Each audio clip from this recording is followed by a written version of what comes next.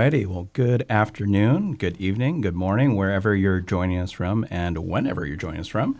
Whether you're here live on our live stream or joining us afterwards on one of our replays, thank you so much for joining us on another educational live stream here with the Monterey Bay Aquarium.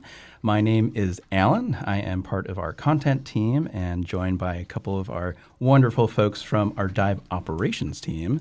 But before we jump into that, or dive into that, if you will, I just want to give a shout out to my support behind the scenes. We've got Krista and Joe helping us out with tech and support. And then we also have Celeste on the chat. So big shout out to all of our support behind the scenes.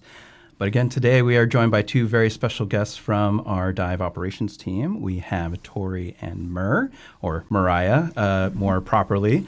And I'm going to have you two introduce yourselves. Tori, why don't you start us off? Yeah, I'm Tori.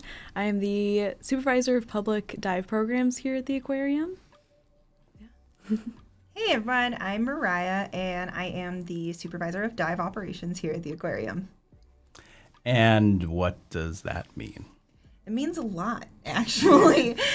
So personally for myself and my other half, Sarah, we oversee all of the daily dive operations that occur at the aquarium. So our regular maintenance, feeding, animal care, volunteers, everything that happens on a day-by-day basis, we make sure that we are supervising and making sure that everything's running smoothly.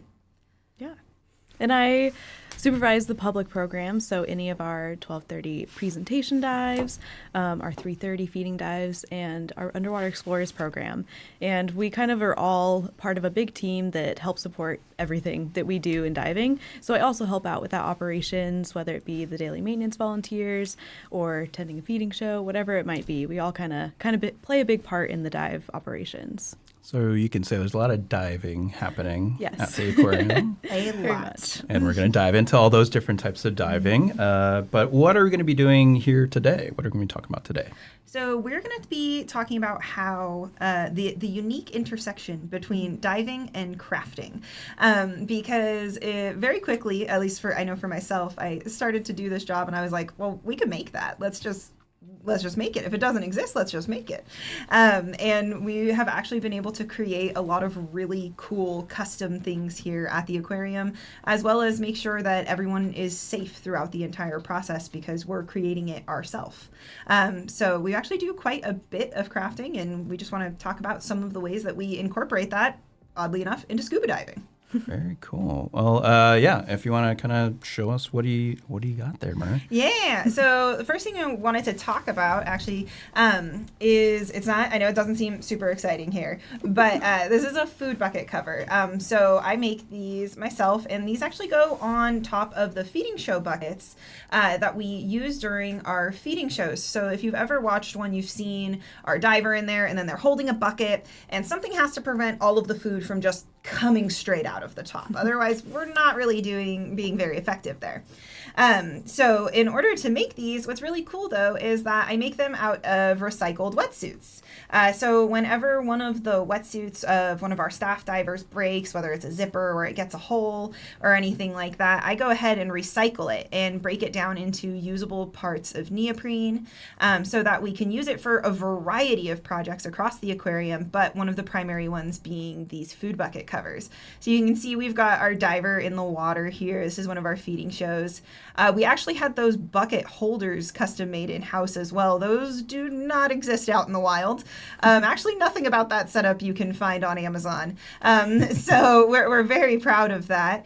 The sharks do get in them. They're very pesky. But we've got to make these with relative frequency. They don't last forever. And as you might know, saltwater is pretty rough on things. So we do have to make new ones with relative frequency. And because of that, I caved, and instead of reinventing the wheel every time, I actually made patterns for these as well. So you can see this is the little pattern that I made out of some recycled wetsuit. So then I can just make them over and over again. So I use this, cut out the pieces that I need. I need 2 of these and 1 long piece to make one of these bucket covers. And then also to add that little custom touch, this logo here on the top, this is actually a heavy duty waterproof iron-on that I cut using a Cricut.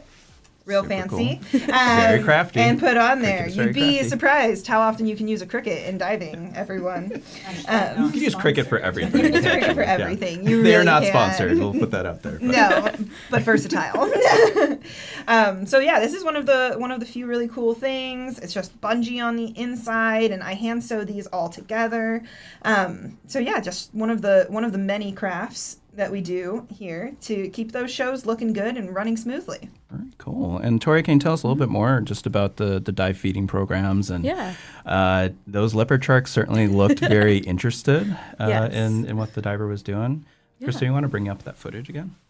Yeah, so our 12:30 presentation dives, so we have multiple feedings in our kelp forest exhibit a day. The 12:30 one is what you're seeing right now, which is where we actually have a diver in the water who is able to speak to the docent right there, who's standing on the outside of the exhibit.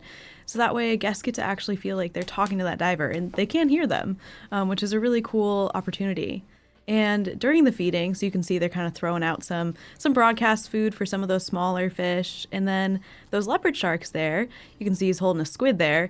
They actually are partaking in a really cool behavior that they do. They're a bottom feeding type of shark, and so they kind of weasel their way up the window, and they're pretending that that's the bottom of the seafloor, and that's how they'll slurp up their squid or their tasty prawns for the day, while the feeding show diver, so one of our volunteers, is trying to feed all those hungry mouths while also trying to target these leopard sharks as they're going up the windows. So kudos to all of our volunteer divers who are doing these feedings, because it is such a multitask, feeding those animals, maintaining your buoyancy, and also interacting with the guests and talking at the same time. It's definitely a feat of its own. Yes, to be able to do all that. Big kudos to our volunteers. Also, slurp is a wonderful onomatopoeia, so Yes. I just want to call that That's out. what Thank they you. do. It is. Thank It is. We did get a question in the chat. Is there a special thread that you use when you're making these? Yes, there is. So typically when I'm doing any projects for dive, if I'm sewing webbing or anything like that, I always use a embroidery thread. It's going to be a lot thicker, a lot sturdier, and it's going to hold up a lot better. So I will do a embroidery thread. The bucket lids themselves actually, like I was saying, these are hand sewn. You can't sew neoprene in a machine. Quick shout out. Don't sew neoprene in a sewing machine unless you have the specific sewing machine for it. That will not work out well. So this is actually hand sewn, not with thread, but with a twine. You can kind of see, let me see a good picture of it here. But it's actually like a thick twine. Oh, it's a little hard to get the focus there. Sorry, everyone. It's black on black. But I actually use twine and a carpet needle. So a big, thick needle with a big eye so that you can actually push through, because I am using recycled neoprene, but because it's recycled neoprene and it's very cold here in Monterey, that means my neoprene is usually 7 mils thick, maybe thicker. So this is a difficult material to work with, and you do have to kind of force your way through, especially if you've got overlapping where some of these joints are. So here where these two pieces overlap, it's very difficult to get through. It's really thick. So I use a thick carpet needle and twine to sew these. But if I'm doing sewing on a machine for webbing or anything like that, I use embroidery thread. Very cool. Thanks for your question. Definitely keep dropping those in there for us. So that's we were talking about the kelp forest and the dive feeding program, but there was quite a bit of crafting that you're doing for another type of program in the kelp forest, one that we used to do pre-pandemic. Yes, there is. So one of my favorite things that I've ever had the honor of doing is making costumes. And you're probably thinking, what exactly do I mean by that? So in the past, we have had member nights and we've had a Halloween party. And at that party, I had the absolute honor of making a underwater show that included costumes. So what you're seeing right now, this was the first one that I did. It still holds such a special place in my heart. We did Wizard of Oz theme, in case you didn't guess. And 4 of those are about to go underwater. So I got these costumes and I had to alter them. And you have to think of things like, how do I make a costume work underwater? So some things to think about. That Dorothy costume, that is actually myself in that. There are metal washers sewn into the lining of the bottom of the dress. Otherwise, I would have gone whoop, right up over my head as soon as I got in. I've also glued washers into the beanie that I crocheted for the fake wig that's on that costume. There is lead line inside the Tin Man's hat and inside the Scarecrow's hat. I had to come up with all of the ways, you can make it look good, but how does it look good underwater? And then more than that, how do we make it safe underwater? So something that's really important, especially with costuming, is when we're putting anything on top of our gear, we might limit our access to really important things we need. If you're wearing a dry suit, your inflator button is right there on your chest. That can be covered.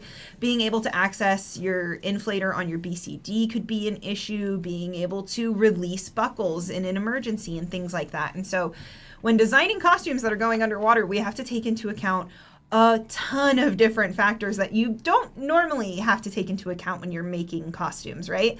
You just need it to look good and hold up through whatever event it is you're trying to get through. But we actually made these. We did a whole show underwater, and we still have these.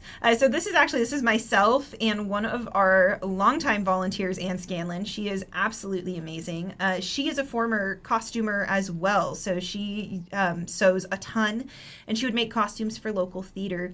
And so her and I have worked together to kind of make these costumes work. And she was the one who got me into this. I wouldn't let anybody else strap me in.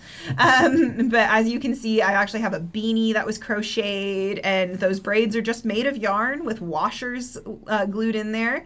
This is the next year. This was my Mad Hatter costume. We did Alice in Wonderland theme. So our Mad Hatter was our narrator. And making that giant hat was so hard. But also making it so it doesn't fly away the second you go underwater, it's quite the undertaking. So that was a really fun one to make. That one got a little wild there. There's my lion. In case you're wondering, it's a onesie that I altered to look like the lion. I don't remember what animal it was originally, but we definitely I took a base and I just worked with that and was able to alter it so that it worked.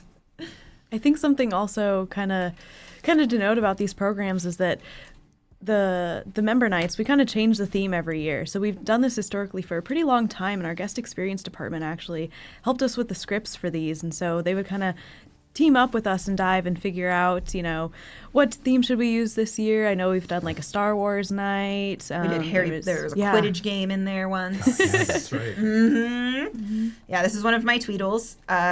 Yes. It's actually filled with quilting batting. So if you've ever quilted and you get like a roll of batting, it's like a thick layer of cotton that just kind of adds some padding to it. And I wrapped that right around the middle of our Tweedles. The reason being is it doesn't become waterlogged and heavy, so it didn't change their buoyancy when they were in the water, but it still held shape. So they still held shape the entire time. It didn't compress, but then it also didn't get heavy and potentially, endanger their safety in any way. So this one was a really hard one to figure out, the Tweedles. Yeah, seems like it. Mm-hmm. It was fun, though. Yeah, that's our big group picture. That was a really fun one. That one looked really good. And then, of course, we have our dry side staff. So Glinda and the Wicked Witch were out in front. They were the ones doing that side of the presentation, and then the rest of us were in the water. Of course, a shout out to our very own Joe, because in a previous life, they were in guest experience and a big part of putting together these programs, putting together scripts and everything. So I've seen it in the comments twice, so I'm going to just touch on it. I 100% have referred to them as my ruby red flippers. In case you were wondering, yes, 100%. That is what I called them. Yeah. There's definitely some talk about some of the different fish the different food that the fish are eating as well. Seems like, if it's hard to get the leopard sharks to eat enough. Yeah, so we actually did run into that problem. a little bit earlier in the year where we were like, we need to figure out a way to supplement these leopard sharks. That way they're getting more food, and that way they're nice and healthy. And so we actually started those 3:30 dive shows to then help supplement the leopard shark's diet. So that way during that show, they actually get a specific target feed. So you'll see the main diver in that broadcast window feeding out to those opali, those rockfish, those different types of perch. And then in a different window, you can then look and see a different diver kind of target feeding those leopard sharks, getting them those sharks, or not the sharks, getting them those squid and prawns. And we actually put in vitamins inside of the squid and the prawns for those leopard sharks, just to make sure that they are nice and healthy. And happy to report they have been putting on weight, which is great. So they're nice and healthy in there. They're doing very well. It's nice when you have someone whose specific job is just to feed you. Yes. You know? Yeah, that's good. That's good stuff. I mean, I wish I had that kind of service here. Right? Every day, Yeah. 3:30, like clockwork. On the dot. And they know, too. They do. They definitely do. We also do have another cool feeding program that goes on in the kelp forest, and that's for our giant sea bass. So if you've ever been to the aquarium and you've watched maybe one of those presentation dives, the live ones, or gone to the 3:30 feed, you might notice that our giant sea bass, probably the largest fish you've seen in there, has not been partaking in those feeds. And that's because that one actually gets fed in a separate program, and she is actually target fed and target trained. And so some of our aquarists go in and they have a special target for her to swim to. And if she swims to it, then she gets her food for the day. And we do that to then train her to go to her target. So that way, if we need to, we can then take her out for a medical exam. We can take her out to give her I guess, it's not monthly, but every now and then we'll take her out and give her a freshwater bath to get rid of those parasites that she gets on her body. And so it's really important that those aquarists are having that good working relationship with that animal. But that's why you never see her getting fed during those feeding shows. But she still is getting fed, I promise. What time did you say that generally happens? It kind of shifts. She's on a rotating schedule. Sometimes it's on a Monday, sometimes it's Wednesday, but she gets fed around 2 to 3 times a week. Okay. It just kind of happens probably before or after the feeding show most days. Okay. Mm-hmm. So if you're tuning in, you can always check out our live kelp forest cam. Mm-hmm. And around those times when we have the live feedings, you can, again, check out the feeder, the diver that's actually in there and hand feeding all the fish. And then shortly after, you'll see, it will be the same diver generally that does the that actually will rotate. So for the 12:30s, we have those volunteer divers doing those. And then our aquarists are the only ones who are going to be feeding the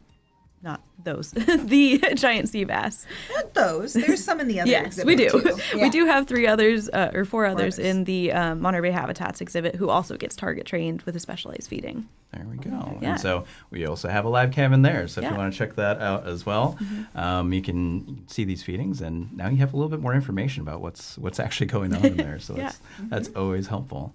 Very cool. Any other examples of things that you have crafting or that you may use? Absolutely. I have a bit of a weird one here. Unfortunately, I don't have the final product itself because it's doing good work right now. But I wanted to show everyone, this is a pattern that I made. And if you're thinking to yourself, I have no idea what this could possibly be for, that's fair. Because this is actually the pattern that I made for some bird boots. Bird boots. So bird boots, Explain that's bird right, boots. that's right. Anybody with chickens at home probably knows what I'm talking about. But essentially, one of our Laysan albatrosses, Alika, had a injury on one of her feet, and we were trying to help her heal and get her more comfortable. And so our aviculture team came to me and they said, "Hey, could you make bird boots?" And I said, "I will try." So with only a picture of the bottom of an albatross foot and a ruler, I put together this pattern. So in case you're wondering how this would go, essentially it is going to be a flap that goes over. This has Velcro on it and would lock into place, holding down the top of the boot. And then this part would actually wrap around the base of the foot. And now it looks a little bit more like a bird foot. Now, they do make these like commercially for chickens and ducks and other birds that people keep. they don't make them big enough for an albatross, believe it or not. So these are definitely a very unique thing. They're one of the coolest things I've ever had the pleasure of making, were these bird boots. I kept the pattern just in case she needs them again, but I'm very happy to say she does not. And that they actually worked really well, and she's doing fantastic, and it has healed up great. And I get to say that I helped with that because of some bird boots that I made. So this is one of the coolest ones. And I made these out of recycled neoprene as well. Same tactic with twine. I hand sewed these together, and only one set exists out there. So custom made bird boots for one of our Liaison albatrosses. Definitely one of the coolest things I've ever had the pleasure of making. This one is for the left foot. Well, that's super cool. I love the fact that you're recycling, first of all the wetsuits, because that's something that obviously you're using a lot of, and you're giving it that kind of extra life and being able to reuse it. But I also just love the innovation that is coming along with it, because, well, one, Alika and Makana are the only two Liaison albatrosses under care, long-term care anywhere that we know, certainly. And so again, you can't just order it off of Amazon or get it from a pet store or anything like that, right? And so I love that Aviculture's like, hey, Mer, can you do this? And you're like, yeah, let's do it. Why not? We can try. I can make that. I have a big problem, and it's the sentence, I can make that. Very cool, very cool. Any other examples of? So we've actually brought in two. They're a little cumbersome, so we'll do them one at a time. But we brought in some BCDs. For those of you who don't know some of the many acronyms that scuba divers use, it stands for buoyancy compensator device, and that's the backpack jacket that us divers wear to help control our buoyancy. So I know, Tori, you've got one over there if you want to grab. This is one of our Underwater Explorers BCDs, and the reason why this is cool is because we custom made these in-house as well, because they do not make teeny tiny BCDs for children. So I will hold this. Tori, do you want to talk about it? Sure. So obviously, teeny tiny little kids. Our program is for 8 to 13-year-olds, so very wide range of size of kiddos that we could have as well. Apologies for the noise. There's a lot of plastic and metal pieces on here. A lot of metal. Perfect. That camera. Yeah, and so if you notice on here, this is a very, very small piece of metal on here. This is the back plate. Well, it's actually composite for these ones. We don't want it to be steel, because then it would be a little bit too heavy for our kiddos, and we want them to be just floating on the surface for this program. They're not going to be submerged under the water. So that was really special. And then if you look at these straps here, this was all custom made in-house by one of our dive officers.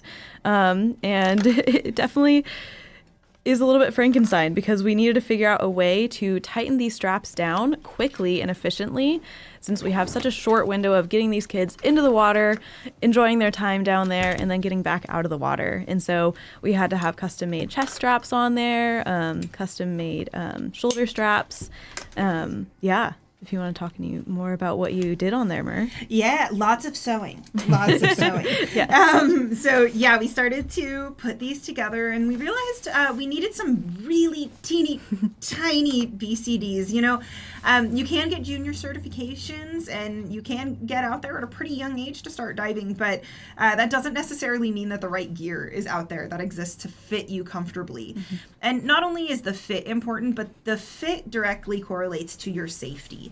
And that's why it's so important to us that these fit comfortably and they fit well on everybody that they go onto. So like Tori was saying, speed is of the essence with our Underwater Explorers program. So I had to kind of come up with a way to string the webbing on these so that it worked quickly and that it worked well. So the blue, this kind of dark blue that you see, this is all one piece of webbing that's strung through here.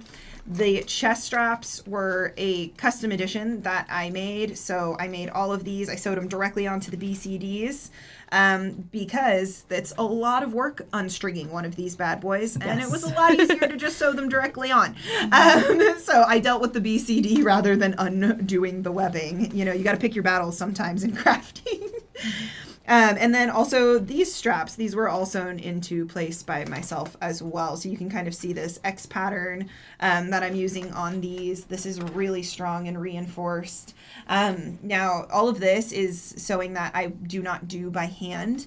The reason being is because the machine is just going to do much more reliable stitching than I can do by hand. So this is really tight, reinforced. This isn't going to be coming undone anytime soon. And so that's why we do it with the machine is safety. We want to make sure that everything is as safe as possible. If we're making it in-house, we need to make sure that, I have to stand by everything that I make and say, yeah, this is going to work. So it's really cool, but it's difficult, but it's fun to kind of figure out how to work around these things and make tiny BCs. And, I think it's really cool. We're able to say, well, it wasn't these the entire time. We can say that these have helped. What did we hit last year? Was it 50,000 Yeah, kids? we hit 50,000 kids in our Underwater Explorers Not program. literally. We didn't hit 50,000. Sorry. The number. Just need to clarify. We made it to 50,000 kids There in you go. total. 50,000 kids have come through the program. Yes. How about that? Good. Sorry, working Yes. communication. No. Thank you. So that's, potentially 50,000 kids that we've been able to impact and hopefully inspire. That's, the mission. And we had to use these to help us do that. And if it can inspire even one kiddo, it's worth the time, in my opinion. 100%. And it's amazing, too, because kids aren't all the same size, right? And Yeah. so for that age range, too, that's a pretty wide range of body sizes as well. So, again, kudos to you to come up with all of that and just have the idea to put this all. I mean, I'm looking at it and I saw the cross stitching and all that. That all looks super professional. So Thank you. kudos to you. That's super awesome. I thought I saw you have another BCD. We do. One goes out and another comes in. Let's see. This is What is this a one? project our team is actually working on right now, and doesn't look much different, right? It's essentially the big kid version, if you will. But we're working on right now redoing all of our backplate style BCs, which is what you see in front of you right now. And like Alan was saying, we have a wide range of body shapes that we're trying to accommodate. And once more, the most important thing is a well-fit. That was loud. Well-fit gear correlates to the safety of the diver. So we are trying to figure out how do we make gear fit well and fit comfortably on a wide variety of people. And so we are redoing our BCDs right now so that they are highly adjustable while not compromising any of the safety. So this is the one we've been working on. This is just one piece, one very long piece of webbing throughout the whole thing. So once you've strung it, you don't really want to undo it. But essentially we sat down and we looked at all of the options that were out there, and we've figured out how can we make this work for everyone. So we've created this one piece of webbing design. It has these little adapters down here at the bottom, which allow for this strap along the waist to slide. So as you pull on the waist, it tightens in the shoulders, and then you can tighten the whole thing down comfortably. And that way it can fit a much wider range of divers and still be safe. So this is another big one we're working on. We're cutting and sizing webbing, we're putting in grommets, and we're sewing. I'm about to do the whole chest strap thing again. It's okay though, I got it down now. So round 2 of chest straps, we're gonna get those on. But it's also really cool because, as myself and my colleague Sarah have been working on these and developing it, it's fantastic because she'll be brainstorming and she's like, man, if only this thing existed. And once more, my downfall is I was like, I could make it. Let's try it. Why not? It doesn't exist out there on the market, but we can always make it in-house. So we've got some cool changes that we're going to be making to some of the standard stuff that you would see on a BCD like this, that is going to make it so that it fits everybody and it works for everybody, no matter what setup it is that they prefer. Yeah. Again, it's super amazing because, again, you have different body sizes, but you also have lots of different activities that everyone is doing as well.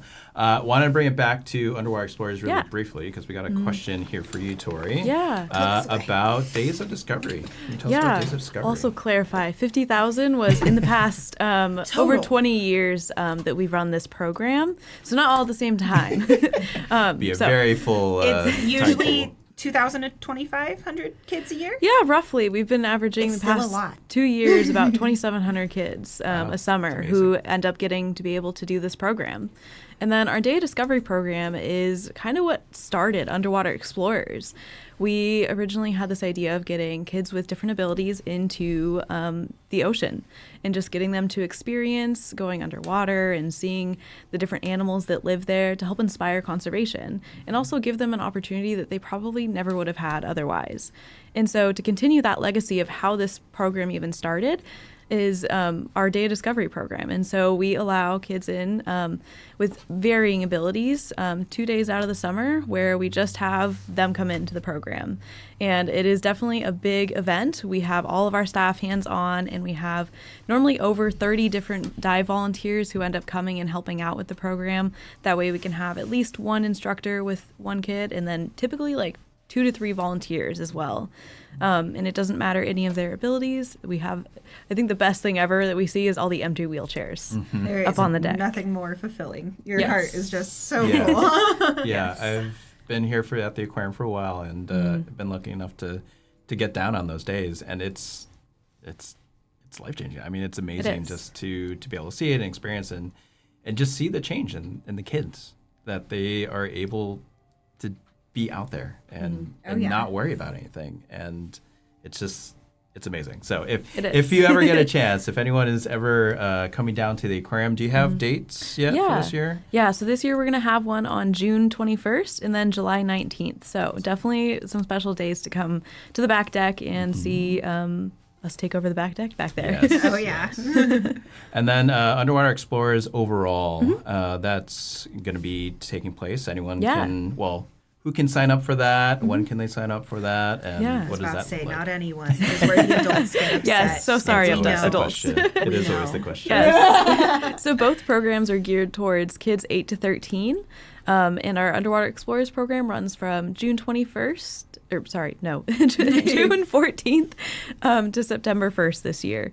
And we run the program typically 7 days a week and around 4 programs a day, just depending on the day.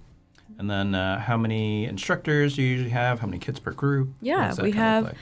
normally 8 instructors on deck at a time, and we have 4 instructors in the water with no more than 3 kids typically per instructor. So we get about 12 kids in 4 times a day. Super cool. Yeah, my oldest got to do it a couple years ago for the first time, and Awesome. he loved it. Yes. He was a little nervous at first, but your staff was awesome Yeah. as usual, and yeah, and even if the kids aren't as comfortable in the water, if they don't have to know how to swim, but Yeah. even if they're not comfortable in the water, they can still be with an adult, be with an instructor, and they will kind of ease them in and kind of work with them, and was able to see that when my son was able to go. So Yeah, it definitely, that last clip we had was honestly a great example. That was on one of our Day Discoveries, and sometimes putting a rag on, putting a mask on, putting a BCD on is super overwhelming just for anyone in general. And so, we try to meet the kids where they're at. If just floating around in the tide pool and bringing the ocean to you, that's what we'll do. We'll find a way to do it. We'll bring some animals to that participant to show them everything that they would like to see. Love it. So definitely check it out. Thanks, Leslie, for dropping those in the chat. Definitely come on out and check out Underwater Explorers.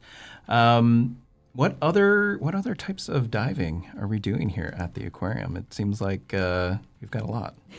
We do. We've got water. We got water. And we jump in it. And we're getting in it. Yeah. Yeah, absolutely. What does that look like? A wide variety. We do so many different modes of diving and different classifications of diving as well. So one of at the aquarium itself on campus, we do scuba, which is what you're used to. If you weren't aware, scuba is not a word; it's an acronym. It stands for self-contained underwater breathing apparatus. So whenever you see a diver with that tank on their back, they are scuba diving. We also do hookah diving, which is where the tank is actually outside of the exhibit. We can use that in our teeny tiny exhibits. We do surface applied diving. That's what that 12:30 feeding show is, where we're able to actually talk to the people because we've got that cable leading straight up to the top that's connected into all of our comms and stuff like that. We also go out into the ocean and do field diving. So we go out and we do dives out in the fields. So we got a couple clips playing here of some of our conservation and science dives that are going on. We've got a fantastic crew of scientific divers who go out every summer. That's our field season. Sorry, every summer. The last 2 summers. I wish it had been every summer, but every summer moving forward, hopefully. And have been going out and doing research. So our PI, Josh Smith, has been taking this team of scientific divers out and doing these surveys. And as you can see, there's definitely some crafting involved in that shot. So we got a lot of things going on here. We've got our quadrats. Those are those big pipe squares that you see around. We're also using those as help with our transects and our swaths. We've got those slates. We have had to get those slates and alter them so that they meet the needs that we have when we're going down and trying to collect this data. So they're going out and collecting a robust amount of data. They are diving 3 times a day, 3 days a week at a variety of sites where we're collecting all of this information and hopefully learning quite a bit on how we can help the kelp forest recover. Yeah. Another cool thing that we sometimes train for out in the field is blue water diving. Which is a really fun thing to train for. It's essentially where there's nothing up, down, or side to side. It's only blue, is the best way to describe it. And so we actually had to create these rigs for blue water diving. So each one of the divers is actually attached to a line, which is attached to a trapeze, which is attached to another line, which is attached to a float, which is attached to the boat, which is... Anywho, it's a lot of moving parts. It's a lot of parts, and all of those parts involve rope and knots and all of this good stuff. So if you thought those friendship bracelet making skills from middle school weren't going to pay off in the future, you're wrong. So you can see here, this is, I'm being sarcastic here, but also this is literally a friendship bracelet I know how to make using paracord. So this is a pull. It's a nice sturdy pull we can use on our snaps. As you can see, these ropes are woven together in order to make them stronger, make those bonds tighter, and make sure that these are not going anywhere. There's quite a bit of crafting, weaving. I already talked about crocheting. You'd be surprised how much that actually comes into play. So we wanted to show this just because it's a really cool kind of example of how those like weird things that those skills that you have are actually applicable in a bunch of different ways. Yeah.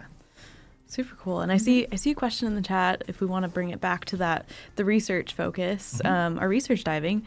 So the past 2 years, those science dives that we've been conducting in the field have been focused on kelp forest ecology. And so a member of our dive programs team, Andrew Morgan, he is the manager of scientific diving operations. And so he's been focusing on overseeing that team and helping Josh Smith out with their protocols and training up their interns for the summer season. And so we actually are starting our training right now for our 3 interns that we're going to be having start in 2 weeks, and they'll be ramping up, doing their dives. And so how often are they out there? How long are they diving for? Yeah, they typically are out in the field 3 days a week doing 2 to 3 dives a day. They're doing a lot of diving over the summer. I think it was last field season, I believe they got in over 300 dives in like a 3-month time period. It's amazing. It's a lot of time underwater. It's a lot of diving. You either really love diving after that or you don't. Right? Yeah. And I think someone earlier had asked, how cold the water is. You definitely want a dry suit. And in those settings, definitely one of our, so Andrew, who is the manager there, he wears a dry suit, and it definitely helps keep you a bit warmer. And then you notice that one of the other people in that shot was wearing kind of a camo suit, looking very stealthy. Yeah. That's something that's called an open cell wetsuit. So instead of like a typical neoprene that like in here, yeah, perfect. There's like the black side that is the outside that you see on a wetsuit, and then the inside is that orange. It's covered in fabric.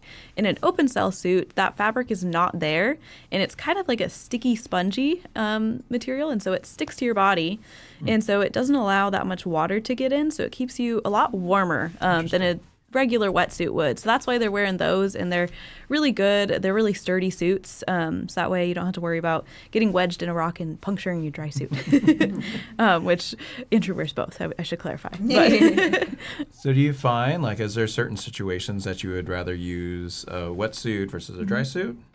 I think it depends on the activity and how long you're going to be underwater, how much maneuverability you want to have. Sure. Depending on the dry suit that you're wearing, you don't have a whole lot of dexterity and movement. They're kind of rigid, Right. as opposed to a wetsuit. Once you're in the water, outside of the water, you can't really move. That's just that's how it is diving. That's how wetsuits are. On land, everything Especially is heavy and seven hard. Yeah. But in the water, in a wetsuit, you typically have a lot more flexibility and movement to be able to get in some crazy positions, like Sure. like our Kelp Force interns are going to be doing. So do you find, like, here for the diving that we're doing here on site, do most folks use wetsuits versus dry suits, or does it still Yeah. just kind of depend? I Or does think it depend still on the person? depends. I would say on site, we typically see people wearing wetsuits, but then as soon as we start getting out in the field, depending on the water temperature, Sure. we might see some people start wearing dry suits because the water temp typically ranges, from 48 at depth if you're going pretty deep to around like 55, 56. We do get warm spells, but that's typically what we see out here. That's traditionally the high. So just a reminder for folks that are coming out to visit, if you're not from California, not all of California is warm all the Yes. time. It's not. We have plenty of folks that come in and they're in their shorts and t-shirts and it's foggy and like 50 degrees out. And that water temperature is also very chilly as well. So if you're heading to the beach, just be prepared as well. Another thing a lot of people don't realize, just on that same thread, I think it's really funny, is that the Monterey Bay has a very unique thing that happens called upwelling. Where we actually get really like cold, nutrient dense water that comes up to the surface. And that's why our kelp forests are so lush. But it also makes it so that the coldest water is during the summer. Yes. And the warmest water is during the winter. So if you come during the summer and you're stoked to go to the beach, you're going to get a bit of a surprise once you hit the water because it's going to be really chilly. So just a fair warning. It's the opposite of what you would think. And winter diving is tricky too because it's some of the best diving, but also Yes. some of the worst diving Yes. that you shouldn't ever actually go out in the water. Yes. Can you tell us a little bit about that? Yeah, sometimes we get these winter storms where, the swells or the waves end up being really big and crashing on the shore, where maybe we don't want to be entering the water, especially not from a shore dive, and even taking our boats out might not be something that we could do. But in between the winter storms lulls. is when we get That's when great you visibility out here, and the ocean is great out. What's visibility typically like? On a good day, we typically, on a good day, we get, 30, maybe like 50 feet if we're at the right spot. Oh, you're being so nice. Very, Say, very it's on the generous. very Very generous. Very generous. If we're around the point, like Carmel area, then you can get like 50 feet on a good day. But typically we get around like, 10, 15 feet of visibility. 5. Yeah. I've done dives, I'm not PC kidding, days. where I could not see Tori. Yeah. Like, you're like, I know you're here. Yeah. I hope. I think. I think that's you. Yeah. that a seal? Especially if we get like an algae bloom. Whew. Yeah. I would Oh, say, yeah. But the reason why we have bad visibility is because we have high productivity. So, you give a little, you take a little. Absolutely. So, Yeah, and again, you were talking about, kelp forest is really lush in the summer and everything like that, but it's why the Monterey Bay is so unique and so full of life and so diverse when it comes to life is because we have so much of that very basis of life and that nutrients coming up start to bring in all those plankton, and that's food for sardines and everything else, and everything eats sardines and everything from there. So yeah, Monterey Bay is a pretty amazing place. And I have to say, when I first came out here and was thinking about diving, I'm like, this place is just, it's brown and murky, and why would anyone want to stick their head in really cold water? And once you get down there, it's amazing. Yes. It's incredible. it is. It's a really cool, just unique ecosystem down there. Can you tell us a little bit about just what is diving like and what drew you to diving? Yeah, so I grew up in a little beachside town, and I actually interned at an aquarium for 4 years. The love of aquariums was deep seated, and I had the pleasure of interning there and had some amazing mentors. Julianne Steers, shout out. She was the one who first encouraged me to get into diving. I'll be the first to admit that I was like, I don't know about that. That seems scary. It seems dangerous. I don't know about that. Really, Mer? Yeah, Really? I know. I don't believe that. I know. And then it happened, and I was like, "Give me more." So when I was first starting to, graduate from high school and get going, she was like, "I really think you should do this. It will help you in the field. Go out there, get some dives in." And I took the first class, and I just was hooked. I was like, this is awesome. I would like to do more of this. So just started kind of making my way through those certifications, and very quickly realized that I was like, I want to do this professionally. This is what I want to do in my life. So sought out those professional certifications and kind of made my way up here. A really cool thing is actually every single member of our team started their first job here at the aquarium was actually our Underwater Explorers program. So that deep love of diving got us all there, wanting to stoke kids on the ocean and get them excited about diving, and it grew into something bigger and something cooler. Very cool. Yeah. How about you, Tori? Yeah, I started diving a little bit later in life. I am originally from SoCal, and I ended up coming up here to California State University, Monterey Bay, to pursue a bachelor's in marine science. And I think my freshman year, we had this class called Adventures in Marine Science, and one of our lab sessions was to do a tri-scuba in our pool on campus. And I thought I was going to hate it. I was like, I'm going to get claustrophobic. This is going to be a nightmare. And as soon as I actually got underwater, I was like, this is the coolest thing ever. And I ended up signing up for the classes, and I ended up going through all the way through the courses there. They teach you all the way up to master diver, and then you can also get your scientific certification there. And so I did that, and then started volunteering there, and then eventually working there as a dive technician under Andrew, who is now our manager here of scientific diving. We're a very small community. Yes. Yeah. And then from there, he said, there's this really cool program called Underwater Explorers. I think you should apply to help work there. And so I did that, and now I'm here full-time in a different role, but still overseeing the program. Very cool. Very cool. Mm-hmm. Yeah, so if you want a job at the Monterey Bay Aquarium, Underwater Explorers is a good way in. We're just saying. Question in the chat. Is there math physics understanding used for mixing crafting and diving? What a great question. Yes and no.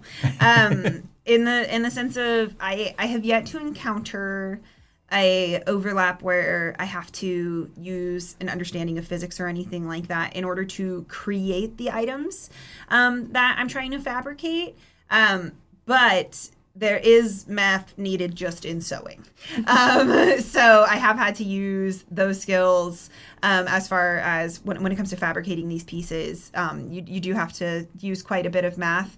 I'm going to tell you right now, the most math I have had to do recently was this bird boot. This was a lot of math, a lot of measuring twice and cutting once, measuring 5 times and cutting once. Good advice. Right. So there is a lot of math that goes into creating pieces.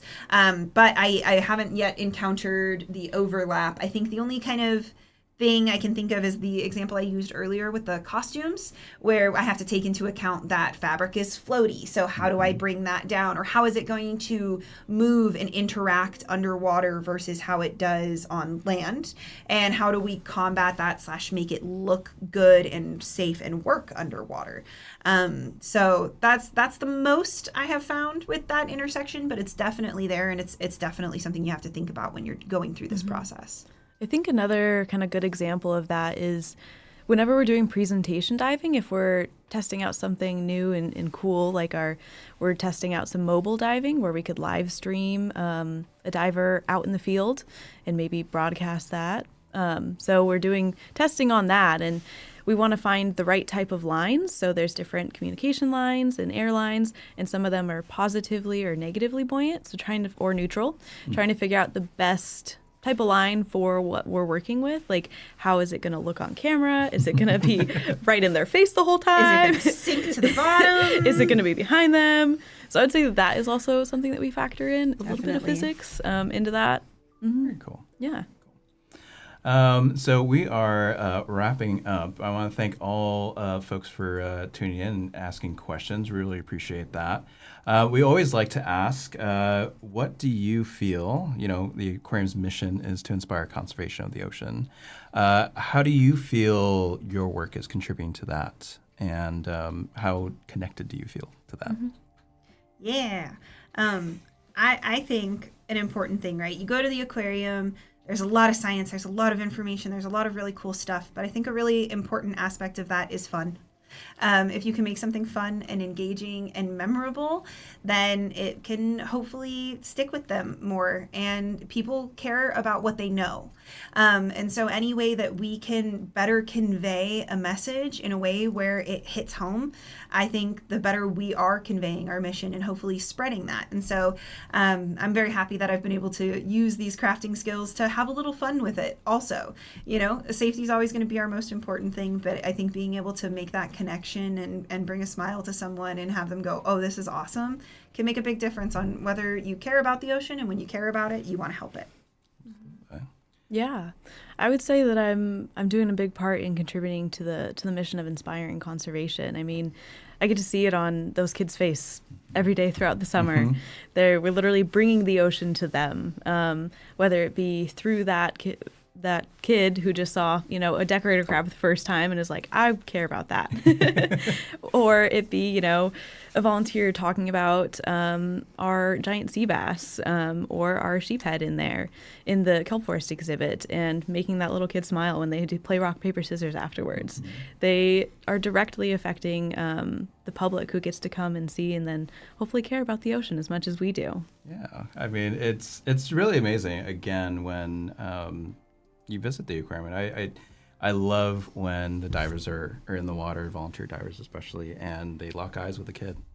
And there's just that moment, and it's amazing. It's powerful, and again, it's just a good reminder of the amazing work that we're all doing here at the aquarium. So, with that, I want to thank you both for joining us here today and sharing a little bit about your world, a little bit about your work. Thank you to Celeste for dropping in the chat. We got a link to Mariah's Day in the Life if you want to know a little bit more about what she does. We spent some time with her and followed her around, and that was just like one day, and every day is completely different. So definitely check that out. Big thank you as well to Joe and Krista behind the scenes for taking care of all the tech and making sure everything has been running smoothly. And thank you all for joining us here. We appreciate you all, and join us for another live stream. We try to do these at least once a month, so definitely check us out. Definitely check out our social channels for all the new fun stuff that's happening at the aquarium. We've got Opal. She's here. You can check her out on the Sea Otter cam.